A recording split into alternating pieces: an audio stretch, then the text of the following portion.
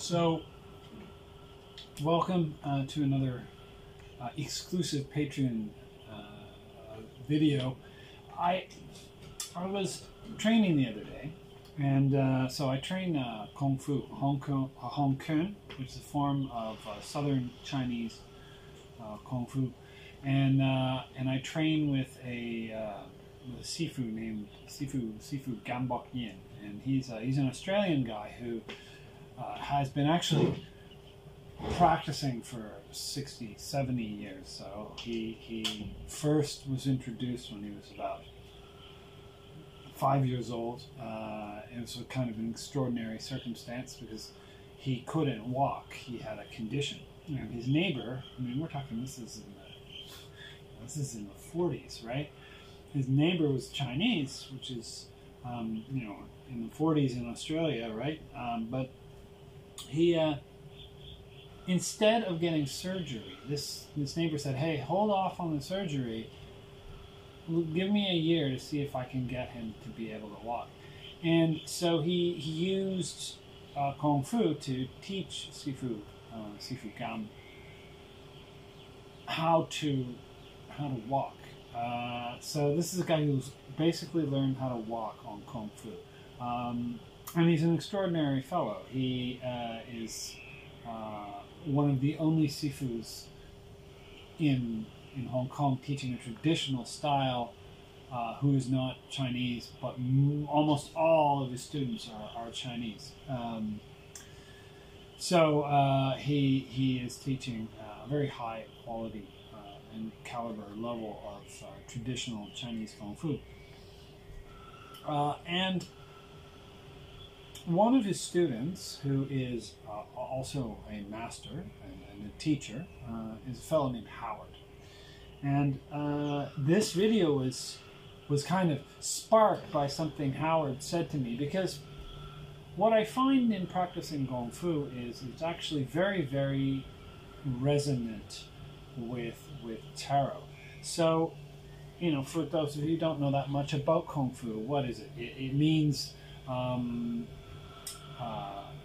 great effort. It means basically reward through great effort. Or it kind of means great work, in a sense, Kung Fu, great labor. And of course it is a great labor because although its seed, if you will, is a fighting art that was developed as a warrior art in 300, 400 years ago. In this particular form, it's about 300 years old. In the Shaolin Temple in southern China, it was developed as a warrior art. This is different than a self-defense art. This is for essentially medieval combat. And that's the basis of it. That's essentially the staging ground for the practice.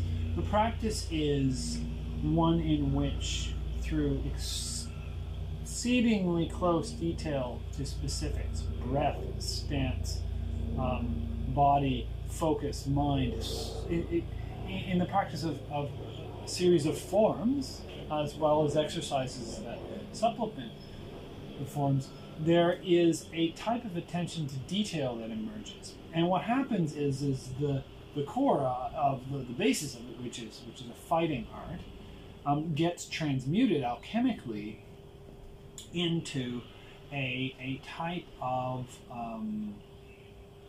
spiritual art, a type of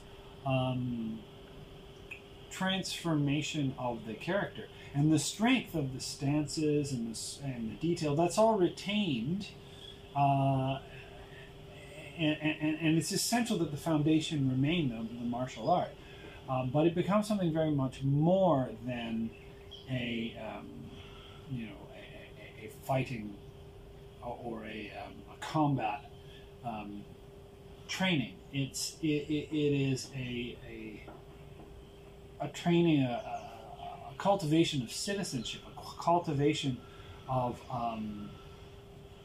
peace within. It is a way of addressing the unprocessed raw emotions of anger and of fear, and it's a way of processing them. And I mean, sort of rattling on a lot about Kung Fu here, and I'm not, I'm not a Kung Fu teacher, except in the sense that I really do feel that applying the lessons I learned in Kung Fu to magic, to tarot, is part of what I have to contribute. And this brings me to something that Howard said to me the other day that I think is very, very profound.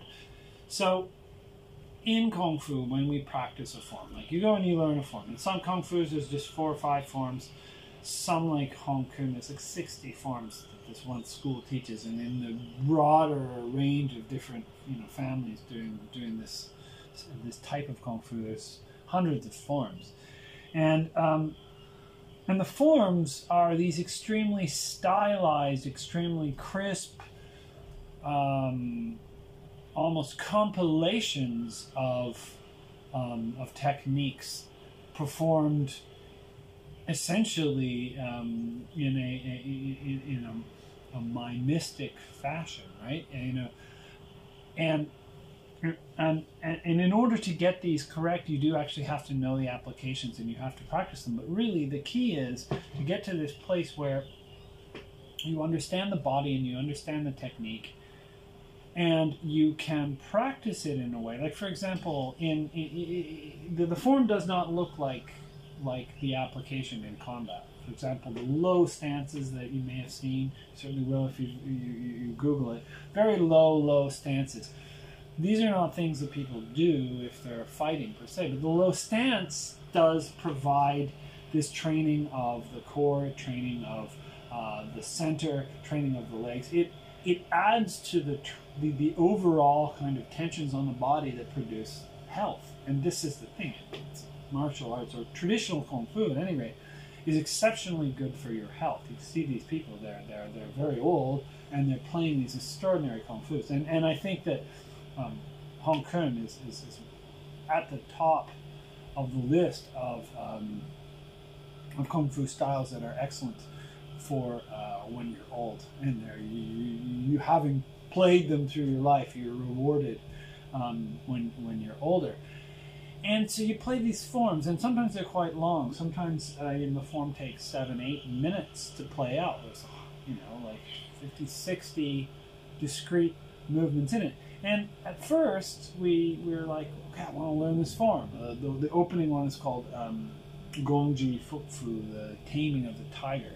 And so, okay, cool. I want to learn Gongji Fukfu. And I remember the process of learning this. I was like, I want to know what's around the next corner, what's around the next corner. And, it took me three months to learn this. And so I got it more or less at that stage in my memory. So you learn it in your memory. But in fact, this is where the art begins. So to learn a form is just the entry level. That's just gaining admission. What we do with Gongji Fukfu is we practice it every day, if we can, or we practice a part of it. We break it into parts, and we break it down, and we gradually go from this 10-minute or 5-7-minute extended form to polishing little bits of it. Maybe you don't practice for an hour a day. Maybe you just take a tiny bit of this form and you practice it. You've got 60 forms. So you're practicing these little techniques. So for example, we divide Gongji Fukfu into 4 parts. And one of the starting parts is, at the beginning, is a tension exercise that looks sort of like this. It's actually, normally I'm sitting down for this, or like I'm in stance for this, so this is a little weird for me to be doing because I'm sitting on a chair. But it's an exercise where you really like you're breathing, you're flexing your flexing your abs, and you're providing dynamic tension. You're pushing from your back, and you're doing this stuff. This is one example. Right in the very opening, it's involved with breathing exercises in Qigong. And what's interesting is mastery of that will start to crop up in other places in the forms, and it will start to contribute itself. It will start to propagate. And so each one of these moves will start to propagate as you deepen it. So I want to talk about what I'm going to term breadthwork and depthwork. And this applies to Kung Fu. We learn the form. That's breadthwork. We focus on the details, just the finer points of a single stance. That's depthwork. Well, how does this apply to the tarot? Well, in getting to know the tarot, we do a breadthwork component and we do a depthwork component. And of course, my course, if you're taking it, has both. We go through the whole tarot in 32 weeks. That's actually breadthwork, although we go into some degree of detail. But depthwork lasts an entire lifetime, and that's the point. You don't finish Gongji Fu. You never complete it. You begin it, and you never finish learning the tarot. So this is what Howard said to me. He said, make it rich. You know the moves, now make it rich. And it just hit me. It's like, that's exactly it. I have this scaffolding, this this set of movements that I can do, and I remember them, breathwork. But now I need to spend time with each tiny detail. And in the focus on the tree, if you will, you do forget the forest. You can compare this to a moment in the tarot progression. For example, remember, for those of you who have worked with me in this kind of capacity, and those who haven't, just consider this, that this card, the 19th card, and I usually teach them back to back, 19 first and then 18, right? So the 19th card, the sun, is all about the panoramic vision. It is breathwork. Breathwork is really nice. It's fun, right? You get it's like reading the overview of of a book or a genre or something like that. It's really broad, and it's very, in a way, it's light, right? So learning a form, it's this. It's sunny. It's exciting. It's an adventure. It's new. Depthwork can be a bit of a slog. Depthwork is going back to something you already know and going deeper into it. So what would an example of breathwork be for me? Well, I could do an exercise where I shuffle and return to new deck order the tarot every day. I could do that for 10 days in a row. I could do that for a year in a row. This is something I can do, right? I know the tarot, I can put it together. Would that give me any benefit? Yeah. It would give me a concentration and a focus. And if I feel myself kind of getting too broad, then I might go into the depth work of it. And the depth work is what makes it rich. You can have this enormous, broad, sort of panoramic understanding of the system. You could know the whole of this map. You could name where everything is, but it's not rich until it's felt in a profoundly deep, kind of layered way. And I'm looking for the moon card here. The point here is the breathwork's easy. Getting the scope, the panorama, it's the first stage of sort of getting everything together. It's like buying art supplies, right? The depth work is where suddenly the panorama disappears. You've made the first mark on the page, and suddenly your artwork is hideous because it's unfinished. right? It's beautiful before it's even started, because then it's pure vision. But once you start it, and it gets worse, right? The artwork, you're halfway through it, it's awful. And you want to stop, but that's the lesson of this path. It's push through, and do the depth work till it takes you all the way through the self-doubt and through the confusion and through the resistance, and pops you out on the other side, back in this place, only now with a fully weighted sense of embodiment of this work. So you complete the painting and it suddenly feels great again. So you know that feeling, and so you start, you feel good, and then it goes, whoa, it's slog work, and then pow, and then it feels good again, and it shoots through the roof. Well, the tarot is like that, right? It's really exciting to learn the names, to learn the meanings, to learn the structure, to learn the tree of life, and then we hit this plateau where it's like, okay, well, what more? Now is when you actually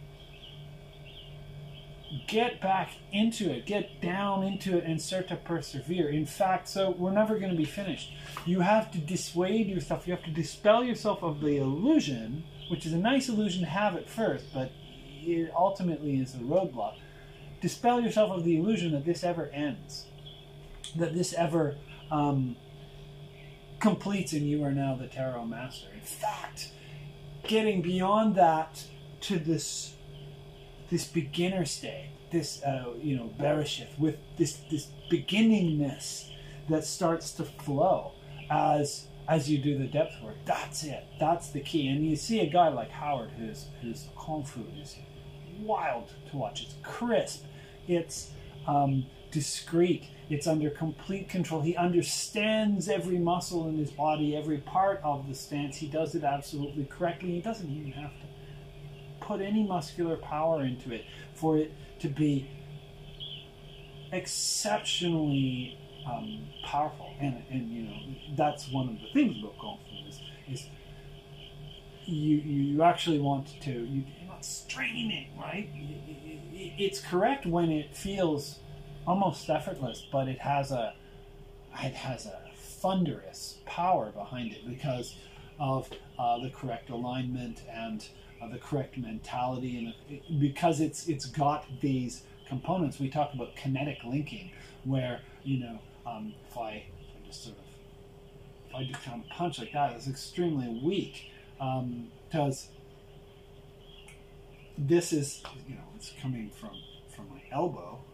It's fast, but it's weak. Whereas if I'm bringing up from my waist, it's stronger. If I'm actually in stance and I'm low and I'm using the ground to turn into it, it's stronger still. And if I relax and do it, it gains this incredible power of kinetic linking. The tarot is similar because if we do the depth work, if we take an hour in one card, you want to go through them, boom, boom, boom, boom, boom. But if you take an hour in one card, or if you put a tremendous amount of energy into it, if you do all the exercises in my course, this broader kind of amazing panoramic journey starts to become weightier and weightier and weightier. And then when you get to the end, the reward is so much greater because the kung fu, the tarot kung fu that you have is a deep connection that you can move through the paths and you can really sense them. And so breath work and depth work, and they're both important. Breath work unifies the picture, and depth work delivers the momentum. So sometimes we need breath work to trust. I think that's the real thing. We want to trust that this whole thing is something that we want to put our energy into. So we go through the whole thing, very superficially. This is kind of me in a nutshell. In many respects, I'm a breathwork person first, and that's not to my advantage. But it's because of a kind of general distrust of authority. I want to see it first, and you know what? If I were to give myself any advice, if I were to go back in time and give myself advice, I would say don't rush as much. Don't try to see everything as much. Really trust the journey and really delve into the moment. Delve into the depth of individual moments. Keep training and be bored. It's okay. Our ability to transform boredom into attention, it's a real asset. And I'm speaking from a person who's not, this is a big challenge for me, right? But struggling to gain focus and attention in a world that distracts me through all sorts of emotional internal distractions. This has been a major theme of my life, and probably the reason, one of the reasons I started going into Kung Fu. And I can really honestly say this: once you find a path you can trust,